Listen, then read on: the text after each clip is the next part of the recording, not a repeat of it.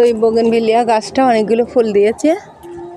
এই গাছটা আমরা এর নির্দিষ্ট একটি শেপ দেব। তো ডালগুলো আমরা সব এখন কেটে ফেলবো।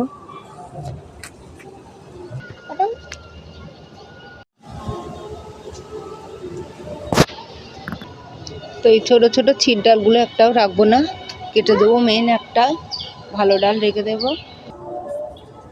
তো ডালগুলো সব কেটে ফেললাম। দেখুন শুধু গাছটায় রেখেছি। এবার এটা স্যানিটাইজ করে রাখতে হবে, এগুলো পচে যাবে। তো আমরা এর মাথায় এবার অ্যালোভেরা জেল দিয়ে দেব। মাথায় এরকম অ্যালোভেরা জেল দিলে কালার মাথা পচে যাবে না।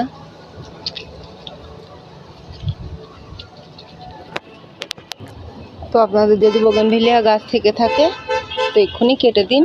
এখনও বর্ষা হবে, গাছগুলো নতুন কচি পাতা ছাড়তে সুবিধা হবে।